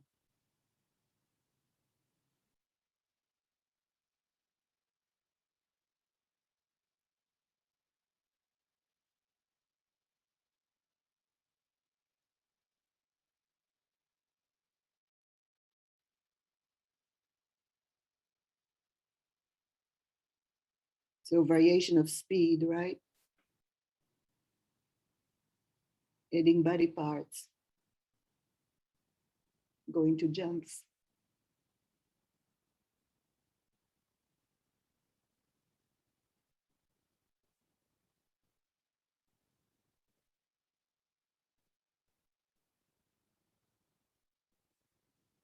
Gesture, conversation.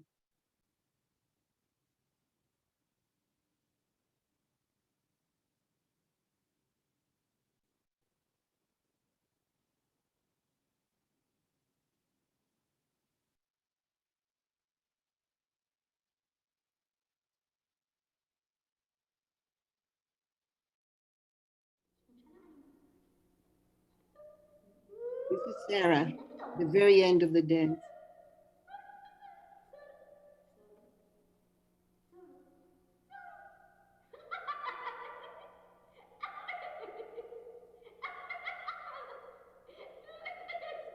Will I give birth at age 19? No.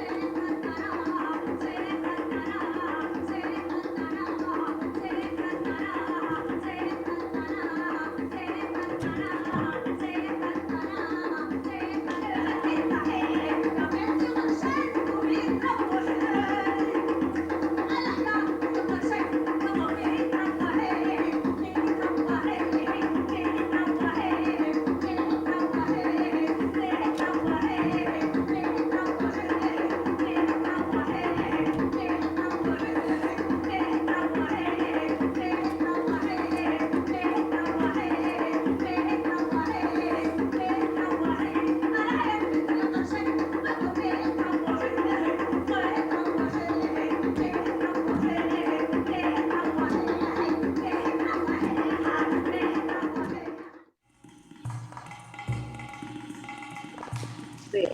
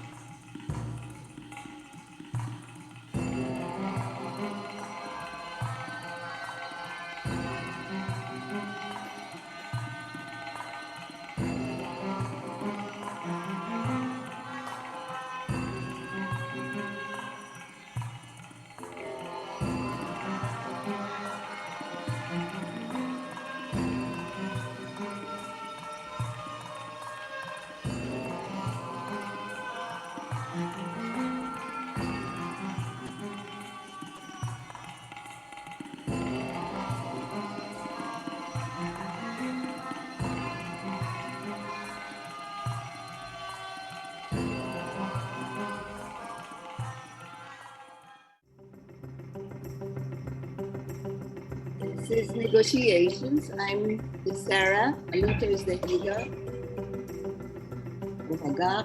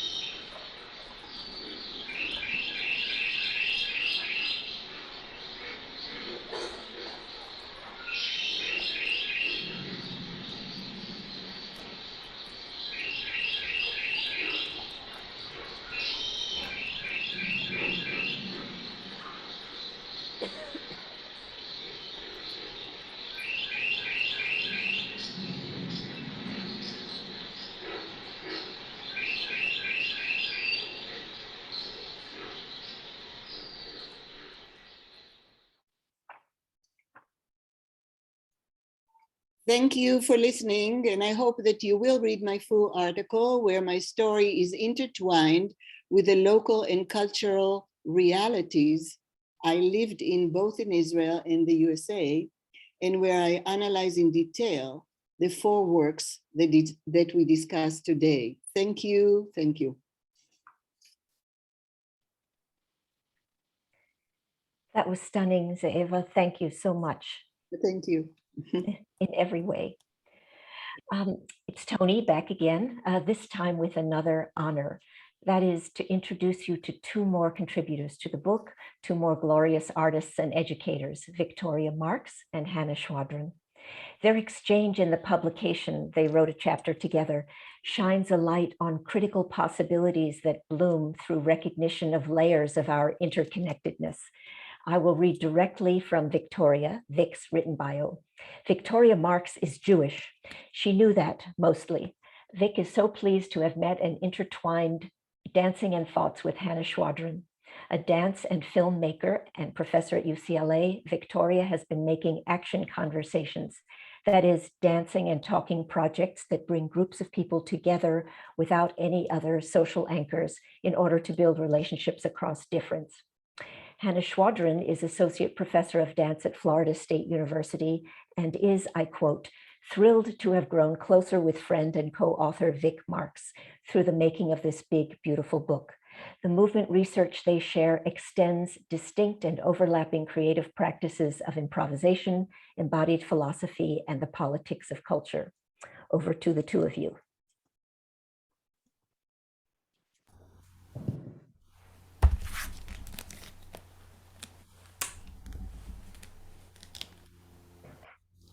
I just need a second to put you together. So 1 second. Thank you for that beautiful introduction, Tony.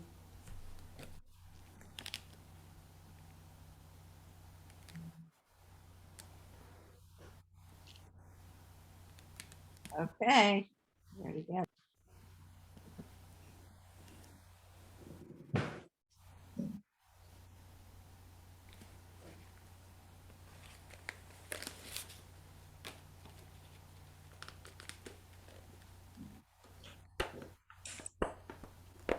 Between 178 and 179. Between the year we wrote this book and now. Between the Seminole, Miccosukee, Muskogee Creek lands and Tallahassee. Between Tongva, Gabrielino lands and Los Angeles. Between the pages of this book and our bodies.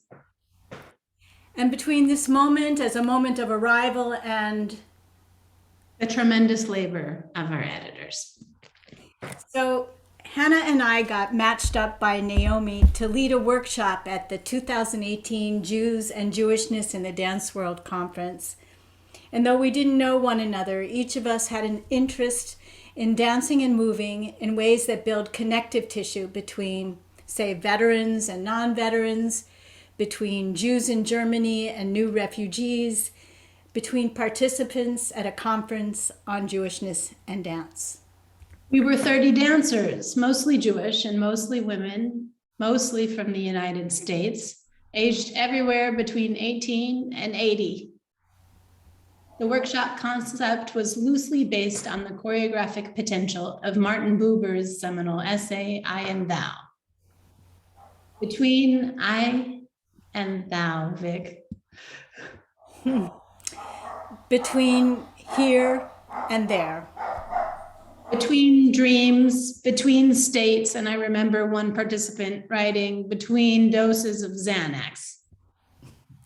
Between betweens. Okay, we began the workshop in action. We were dancing together and we were aiming to walk between one another and found that if we are all moving, the places between us exist only fleetingly and betweens are constantly in flux. On that subject of things constantly in flux, the second exercise was built on exactly that, an improvisatory technique called morphing? So Hannah, you describe morphing like this. In the book on page 281, you said, do what you are doing, notice something about it shifting, and move towards the shift. Everything about the last thing must end as it becomes the next thing. You really liked that one. I remember you saying that it did a sense of the familiar in movement choices. And you said it deepens awareness about what you're doing so as to change one thing about it. Yeah, that puts me in a constant state of in between. And throughout the workshop, through writing the essay in this book together, and being here today, you and I, Hannah, I've been thinking about not only the clear places of betweenness, but also the ways in which being between can be a sticky and messy place. Yes, and I remember you writing about it as a Jewish knot or a set of Jewish knots that could tighten and loosen, and that knottedness is also a kind of betweening, and talking about ambivalence as part of the betweenness business.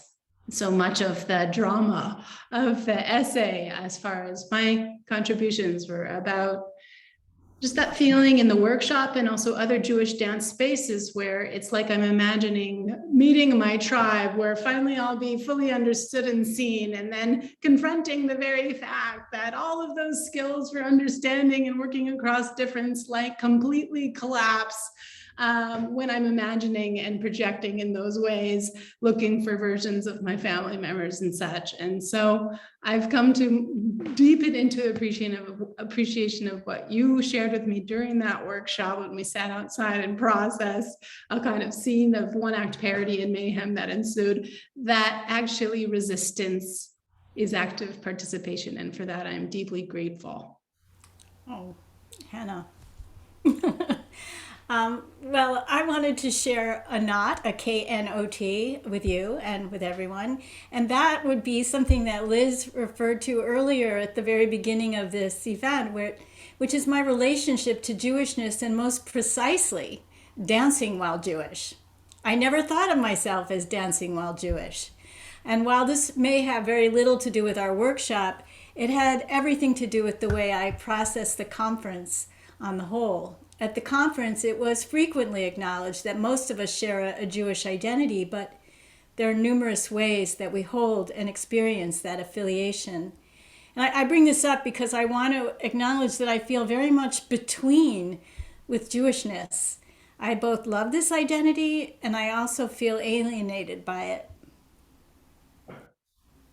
And I think that speaks so much to the ambivalence inherent in the betweenness idea that we were bringing up, the I, you, we, all those levels in which we were foregrounding relationality in the workshop and also in our improvisatory practices, your action conversations and my work in various forms, and the place where we find each other and continue to find each other in these themes that are dancing mechanisms for moving through and noticing what's happening so as to be able to attend to the ways it's shifting and changing, the constancy of that change and the way that we find each other inside that understanding.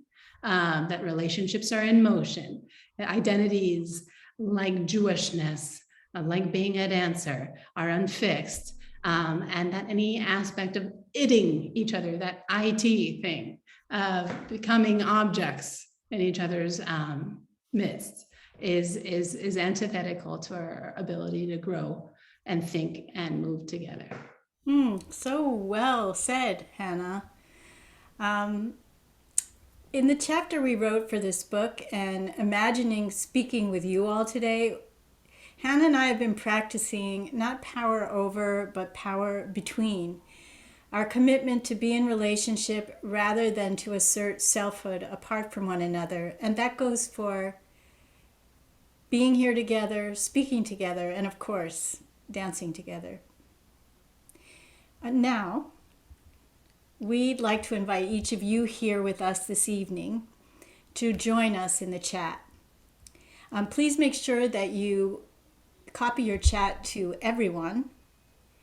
And we'd like you to write what you are between, for yourself, for us here, and for the largest framework of us. So please direct your message to everyone and write the word between, followed by whatever you're thinking, as perhaps between listening and typing, or between Russia and Ukraine, or between then and now. Please fill our chat.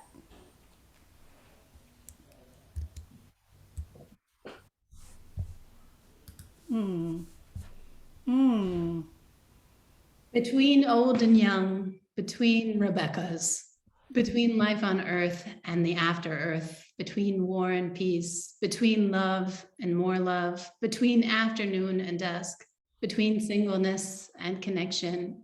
Tonight, I am between being here, making dinner, and the park where I need to pick up my child. Between comfort, between dancing and writing, showbiz and no biz, young and able, reaching my older self, heart and soul, between acknowledgement and shunning, decay and beginning again, movement and restriction, between the pulse and the pause. Between action and rest. Thank you for this participatory poetry. Like dancing, it asks us to concentrate not on the destination, but on where it is we go and how we do that together. To life, Hannah. To life, Vic, and to life, everyone here.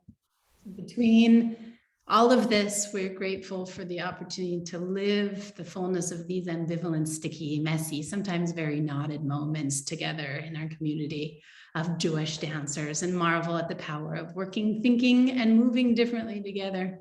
So thank you all so much. Amen. Thank you so much, the two of you. What a fabulous way to close out the program.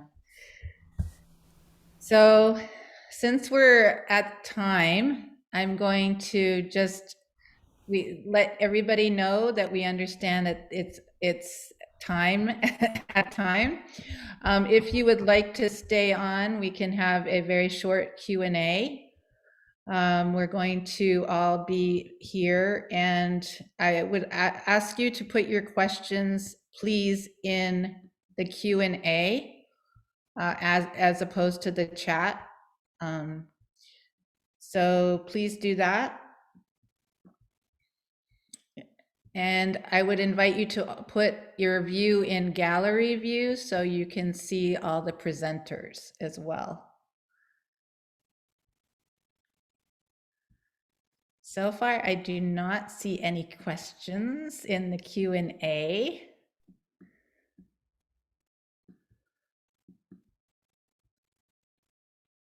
Maybe you just go around briefly and say how you're all feeling, your responses to today's events, maybe.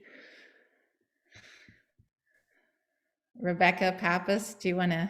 Oh no, I think the responses in the chat have been beautiful, and I think we might be getting to read more than all of you are.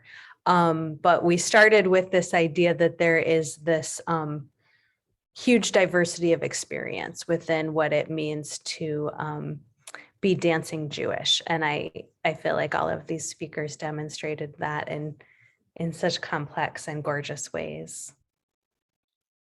Yes. Naomi, could I just add that we started out with Liz talking about people of the book and people of the body, and we concluded with Vic and Hannah dancing the book. Right. Yes. So Janaea says, I do have a question about the film of the conference and where, oh, that is that. Oh, okay. So actually, so we are pulling together the film footage currently that was taken at the conference. And we are thinking about possibly a couple of things. One, just putting film footage on the web in order to make it just accessible to everybody. And the other is to thinking about making some kind of a documentary, not only about the conference, but on sort of relationship between Jewish culture and dance in some way. So that's sort of, we're at the beginning stages of pulling together all the footage right now. Let's see. So Phyllis Lamhoot. Oh my goodness, Phyllis Lamhoot. Wow, there's a name. I studied with you, Phyllis. I don't know if you remember that when I was 12 years old, but it's an honor to have you here. She asks, how does the word space between come into the conversation? So maybe I'm going to place that over first to Vic Marks and then Hannah. Hi, Phyllis. Wow. Yes, I also took classes with Phyllis and watched your work. I think usually as the electrician at Dance Theater Workshop. But the space between became a language that really came to me in conversation with Hannah because of Hannah's interest in Martin Buber's I and Thou, and thinking about how it is that we are always in motion and between one another and never objectifying a person or a place. Is that, Hannah, help me out. Oh yeah, I mean, I'm curious about what it raises for Phyllis to think about it. Can Phyllis speak? Yeah, Lisa, do you want to allow Phyllis Lamhoot to speak if she wishes to? Sure. Yeah, I can do that. Give me a second to find her. It's a long list. Also, Wendy Perrin asks, so this is something, Vic, you can think about as you're typing your answer. But can you say more about your feelings of alienation? I think in order to do that, I need to know if there's a psychoanalyst, a Jewish psychoanalyst in the house. Wendy, we'll have to parse those threads together sometime. In Martin Buber's terms, I'll just say that in Martin Buber's terms, from that essay of his, a philosophical essay, I and Thou, the concept is that in the relationship, in the betweenness between the two, is where godliness lives. And it was deeply touching to me to be working on that. I had been making dance duets pretty much exclusively, and drawn to them and drawn to their logic and all the things that were possible in between two people as kind of lab environments for larger social and political dynamics. And the idea that that was where godliness lived was, deeply moving in a Jewish way. And then Naomi kind of set us up on this date for the workshop to co-host and facilitate together. And so we had to find out what was between us, where was the spaces of overlap. Victoria says, yes. The people that we had in common, our common Your comment. our differences and experiences. So the abstract word of space is very important, above and beyond the psychological implication. Morph into other channels here. Voices take over. Phyllis, did you want to speak? I did. Please. Can you hear me? Yes. Well, I think that you could consider me a Jewish abstractionist. That's a joke.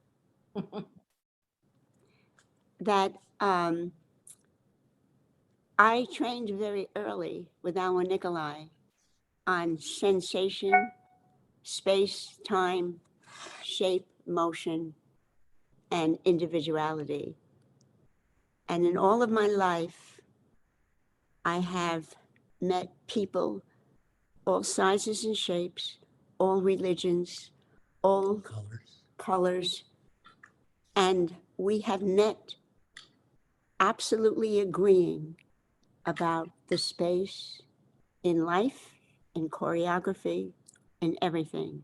The time of how long we take to live to move, to sense, and to understand that living is motion, and the body in motion and the mind in motion is the best thing in the world. It never gets static. There's a lot to hear, a lot to see, a lot to feel, and a lot to do. And I left one thing out. I don't think too much. I feel first, think second. Thank you all. I thought this was wonderful. And I appreciate everybody's statements, and it was fantastic. Thank you. Naomi, did you want me to allow Miriam Berger to ask her question? Yes, please. Okay, Miriam, you are live. You have to unmute yourself.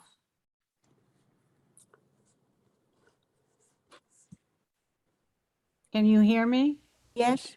Yeah, I think that was just an awkward mistake. I was clicking where it said raise hand and lower hand, and I wasn't sure. So but as long as you can hear me, it's not a question, but this was really, really wonderful. And the ending of the between was particularly moving. So thank you, but I have no question. Just an awkward mistake. But I do want to point to Miriam Berger's amazing piece that she helped bring to fruition of multiple authors in the book that has to do with Jewish principles as related to dance therapy. So I wanted to, again, bring attention that today was just a taste of the richness of this volume, and that it contains, yes, multitudes of amazing material from many different perspectives. And I just encourage you to look at it. Hopefully you'll get it through your library. We will be sending out tomorrow a thank you note to everybody with also a flyer and information on how to order the book for 30% off, which is still not that affordable, but if you can afford it, then it's definitely worth it. Okay, I think we have come to the end. I would like to pass it over to Chava, who will just be finishing up. And thank you again for everybody, to the presenters today, to the sponsors, and to the audience. Thank you. Indeed, I could not have been more grateful to you, Naomi, and to all the speakers, to Liz, to Adam, to Jill, to Tony, to Meira, to Rebecca, to Zaeva, to Hannah, and to Victoria for sharing with us your creativity, your wonderful, brilliant self. And opening us and inviting us to rethink really the meaning of being Jewish. I have to say, I'm a Jewish professional. I've been in this business for 50 years, and I've never experienced such a beautiful and moving event.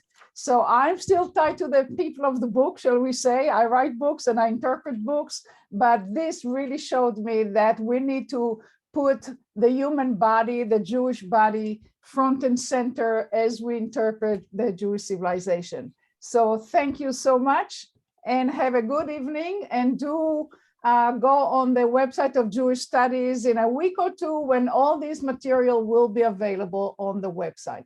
So again, good night, everybody, and we hope to see you in future events. Thank you. Thank you.